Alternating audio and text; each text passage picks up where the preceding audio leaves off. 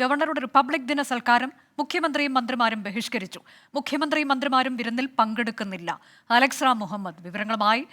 Alex, ഇതിൽ പുതുമയൊന്നും തോന്നുന്നില്ല. കാരണം പങ്കെടുക്കാനുള്ള സാധ്യത വിരളമാണ് എന്ന് നേരത്തെ തന്നെ നമ്മൾ റിപ്പോർട്ട് ചെയ്തിരുന്നതുമാണ്. ഇപ്പോൾ ഉദ്യോഗസ്ഥരെ പങ്കെടുപ്പിച്ചുകൊണ്ടാണോ കാര്യങ്ങൾ നടക്കുന്നത്?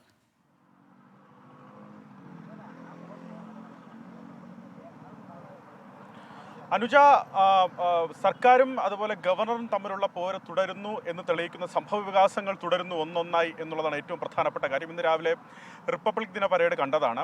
ആ പരേഡിൽ മുഖ്യമന്ത്രിയും അതുപോലെ ഗവർണറും പരസ്പരം മുഖം കൊടുക്കാതെ അവർ ഇരിക്കുന്നതും ആ അതൃപ്തി അങ്ങനെ തന്നെ വെളിപ്പെടുത്തുന്നതും നമ്മൾ കണ്ടാണ്. അതിന് പിന്നാലെ ഇതാ റിപ്പബ്ലിക് ദിന വിരുന്നിൽ, അത് റിപ്പബ്ലിക് ദിനത്തോടനുബന്ധിച്ച് ഗവർണർ രാജ്ഭവനിൽ ഒരുക്കുന്ന വിരുന്നാണ്. അറ്റ് ഹോം എന്നാണ് അതിന് പേര്.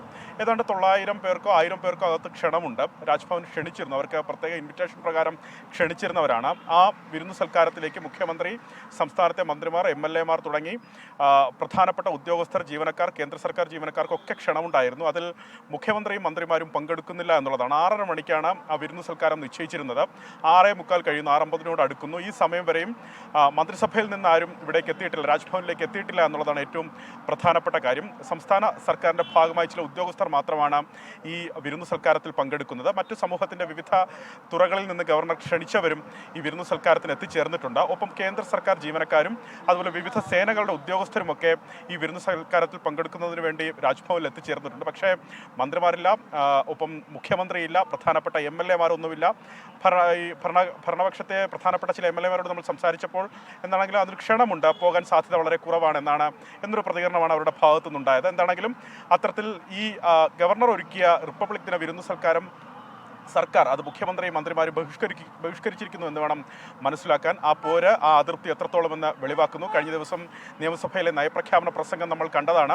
സർക്കാരിനെ സംബന്ധിച്ച് നിയമസഭയുടെ ചരിത്രത്തിലെ അസാധാരണ നീക്കമായിരുന്നു ഗവർണർ നടത്തിയത്. കേവലം അവസാനത്തെ ഖണ്ഡിക മാത്രം വായിച്ച് നയപ്രഖ്യാപന പ്രസംഗം 1 മിനിറ്റും 20 സെക്കൻഡിലും ഒതുക്കിയ ഗവർണറുടെ നടപടിയിൽ അക്ഷരാർത്ഥത്തിൽ മുഖ്യമന്ത്രിയും അതുപോലെ മന്ത്രിമാരും സർക്കാരും സഭയിലെ സാമാജികരും ഒക്കെ സ്തബ്ധരായതാണ്.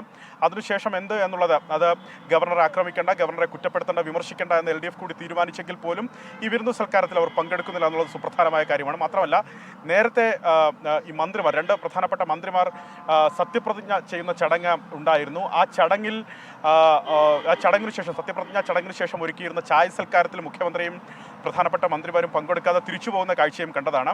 ആ പോര് തുടരും. ഒരു തരത്തിലുള്ള സമവായത്തിനും ഇരു കൂട്ടരും ഒരുക്കമല്ല എന്ന് തെളിയിക്കുന്നതാണ് ഈ കഴിഞ്ഞു പോകുന്ന സംഭവ വികാസങ്ങൾ. അനുജ, അലക്സ്, ഇന്നലെ നയപ്രഖ്യാപന പ്രസംഗത്തിന് ശേഷം നമ്മൾ കണ്ടതാണ് കരുതലോടെ, വിമർശനത്തിന് മുതിരാതെയായിരുന്നു CPIM നേതാക്കളുടെ പ്രതികരണം. പക്ഷെ ഇന്നാകുമ്പോൾ അത് മാറുന്നു. ഇന്ന് റിപ്പബ്ലിക് ദിന ചടങ്ങിൽ പങ്കെടുത്തുകൊണ്ടുള്ള ഗവർണറുടെ പെരുമാറ്റം അതുകൂടി ആകുമ്പോൾ, മാത്രമല്ല മുഖ്യമന്ത്രിയും തിരിച്ചങ്ങോട്ട് ഗൗനിക്കുന്നില്ല. അതിനുശേഷം ചില വിമർശനങ്ങൾ മന്ത്രി V ശിവൻകുട്ടിയുടെ ഭാഗത്തു നിന്ന്, അതുപോലെ തന്നെ MV ഗോവിന്ദന്റെ ഭാഗത്തു നിന്നൊക്കെ വിമർശനങ്ങൾ വരുന്നു. ഏതായാലും ഇന്നത്തെ സംഭവത്തിന്റെ കൂടി ഒരു പരിസമാപ്തി എന്ന തരത്തിലേക്കാണോ നമ്മളിപ്പോൾ ഈ വിരുന്ന് സൽക്കാരം ബഹിഷ്കരിച്ചതിനെ കാണേണ്ടത്?